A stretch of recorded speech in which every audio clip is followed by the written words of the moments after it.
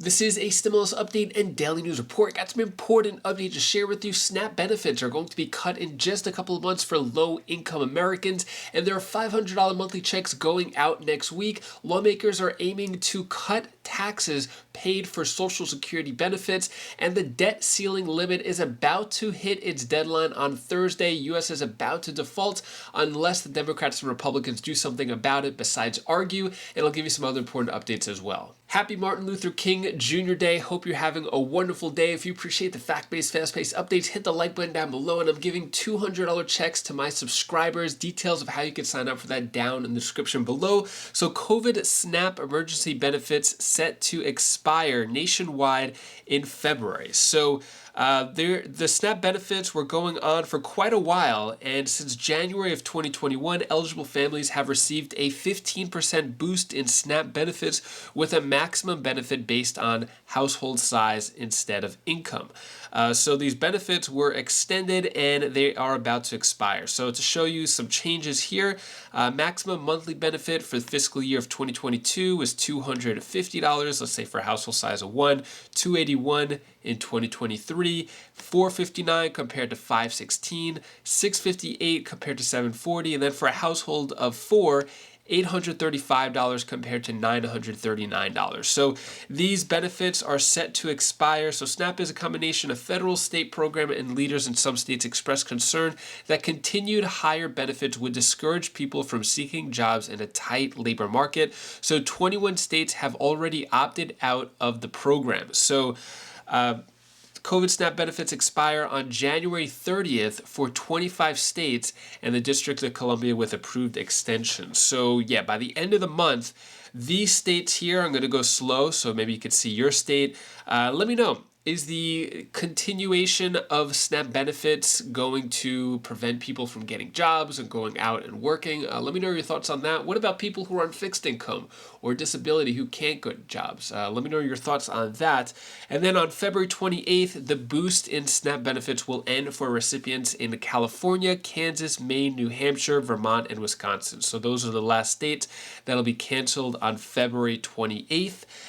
And then Social Security increases also slash SNAP benefits this year. So yeah, SNAP benefits there. Then food prices continue to rise as SNAP benefits decrease. So yeah, food prices are still on the rise. According to USDA, food prices are expected to rise between 3.5% and 4.5% in 2023. That's on top of the 10.6% increase from November 2021 to November 2022. So I'm curious your thoughts. Is this the right timing to cut and slash SNAP benefits? Good idea, bad idea? Let me know your thoughts on that. If you're on SNAP, how's it working out for you? Do you want it to continue the way it is, boosted? Let me know your thoughts on all of that. And then hundreds of Americans will grab their first $500 monthly payments from new program in 1 week. So this is going on in Alexandria, Virginia. $500 monthly checks going in the last week in January, going to be sent out then. And this is $500 a month for 24 months. We're seeing less stimulus programs, guaranteed income programs, as a lot of that stimulus money is starting to dry up. I came across this article, which I thought was interesting. Missouri lawmakers aim to eliminate taxes on Social Security benefits. So I didn't even know that Social Security benefits were taxed, but I guess they are. Missouri is one of 11 only states in the country that taxes Social Security benefits. Let me know down in the comments below. Are you one of the states where your Social Security benefits are being taxed? 75% of the country does not tax it. What it's saying here is right now, for people at a lot of different income levels, when they get their Social Security benefits, they pay taxes on those benefits as though it was regular income. I had no idea about this. So I'm curious your thoughts. Should there be no taxes on any Social Security regardless of state? I didn't even know this. So it looks like Missouri is trying to get rid of the taxes on that. When it comes to our country and the problems that continue, U.S. will hit its debt limit Thursday, start taking steps to avoid default. Janet Yellen, Treasury Secretary, warns Congress. So what she said is the U.S. will reach its statutory debt limit next Thursday and asked House Speaker Kevin McCarthy to either suspend or increase the debt limit. Janet Yellen wrote that the Treasury Department will begin taking certain extraordinary measures to prevent the United States from defaulting on its obligations. She told McCarthy it is unlikely that cash and extraordinary measures will be exhausted before early June, and failure to meet the government's obligations would cause irreparable harm to the U.S. economy, livelihoods of all Americans, and global financial stability. So this is where we're going to see a lot of the political weapons being used from both sides, both Republicans and Democrats, trying to use this to gain more power over the other party. In terms of negotiations and what's going on, Democrats respond to GOP calls for debt ceiling negotiations. Democrats say no. Well, that's lovely because it seems like we're going to have another big issue. We just got over the government shutdown issue, passing of the omnibus. Now it is the U.S. defaulting on debt yet again. Or almost about to. Here is the Democrats' perspective on the U.S. defaulting on its debt, as well as a few other issues. Georgia, this is my promise to you. I will walk with you even as I work for you. Because here is what I've learned as a pastor. You can't lead the people unless you love the people. You can't love the people unless you know the people, and you can't know the people unless you walk among the people. That's Senator Raphael Warnock after winning his first full term to the Senate last month. Warnock also serves as the senior pastor of Atlanta's historic Ebenezer Baptist Church, the spiritual home of the Reverend Dr. Martin Luther King Jr., which will host President Biden later this morning. Senator Warnock, thank you for being here. Welcome to This Week. Good morning. Great to be here with you. Happy Sunday morning. Happy Sunday morning. You're going to be with President Biden this morning. I want to ask you about the latest with this documents case. What's your take? Was the appointment of a special counsel the right move by the Justice Department? Well, certainly. Let me say at the top that classified documents are to be taken seriously, and they are to be handled with a great deal of care, and no one is above the law. So I'm glad to see the Justice Department doing its work, and we ought to let that work proceed. Do you think the White House knew about this back in November, even before the midterms? Do you think that they should have told us about this earlier? I'm glad to see that the president and his administration are cooperating, and they should continue to cooperate. Nobody's above the law, and we need to get to the bottom of this so that we don't see this kind of thing happen again. But should they have told us about it in November? I mean, there's some Republicans are alleging cover-up. Even some Democrats have expressed some concern. Well, look, the Justice Department is engaged in the investigation, and that's one of the questions that I think they will explore, and I don't want to get in front of that investigation. Okay, let's turn to the congressional agenda. You're elected your first full term. You've run 5 times in the last 3 years, I believe. Obviously, an incredibly divided Congress. Realistically, what can you do working with the Republicans in this Congress?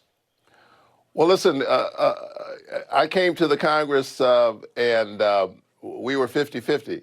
We've got a lot of bipartisan work done. I'm the 18th most bipartisan senator in the Senate. I think that has something to do with being a pastor. You know, when you're a pastor, you have to welcome and embrace whoever comes through that door. And I look forward to getting good things done for the people of Georgia and for the American people. So House Republicans are saying that they want something in return for raising the debt limit, that there's got to be some controls on spending in exchange for raising the debt limit. You've heard from the White House that they will not negotiate. That's the message from the White House. No negotiation on this. The Republicans just have to raise the debt limit. Is that a mistake? I mean, you just said, you were the 18th most bipartisan. You campaigned on working with Republicans. Shouldn't the White House at least be open to negotiations? Here's the thing that we have to be careful of. We have to make sure that we don't make the work in D.C. about the politicians. The fact of the matter is we can do deficit reduction. We can deal with our national debt. But at the same time, the last thing we ought to be doing is playing chicken with the American economy. We've been through the onslaught of a very long pandemic that has created a lot of challenges for the American families. They pay their bills. I think they expect the government to pay its bills. We can do this on a bipartisan basis as we've done time and time again. But I think we lose our way when we make the issue about the politicians. I'm focused on the people of Georgia. I'm focused on farmers who are trying their best to make it work, their businesses work in this tough economy. I'm thinking about ordinary workers who deserve a livable wage. I'm thinking about those who are trying to make their lives work. And when we make it about the politicians, we lose our way. And obviously, if there's a default, a U.S. government default, it's going to affect everybody, all the people you just mentioned. Oh, absolutely. There's no question. The people who are on the margins, who are the most vulnerable, are the ones who would suffer the most when we put the full faith and credit of the United States government in jeopardy. We shouldn't be playing chicken with the American economy. This is not a game. This is people's lives. They have given us the sacred trust of representing them at the highest levels of government. It's something I take very seriously, which is why I'm so deeply honored that the people of Georgia decided finally, after 5 elections, to give me a 6-year term, and I'm going to remain focused on them. So what are your thoughts there? I know a few things were spoken about, but in terms of the debt ceiling, what needs to be done there? Should it be erased altogether, or should it be more serious and strict? Let me know your thoughts. And that is all the news that I have for you today to hopefully brighten your day a bit. Here's my daughter Bella's tip of the day. This is, I'm gonna live it. Oh, never mind, sorry. This is the tip of the day. I'm gonna tell you one thing what you can feel.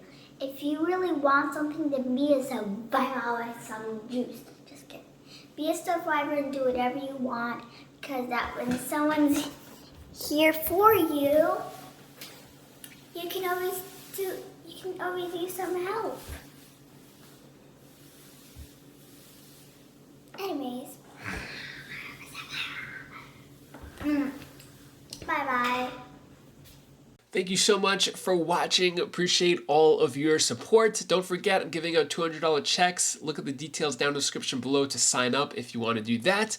And yeah, hopefully you enjoy the rest of your Martin Luther King Jr. Day. Every Martin Luther King Day, I love just kind of looking over clips and stuff. Very inspiring. Anyways, if you want to check out any of my other videos on my other channels, click right up here. And I'll see you in the next video. Take care, be safe. Thank you for watching.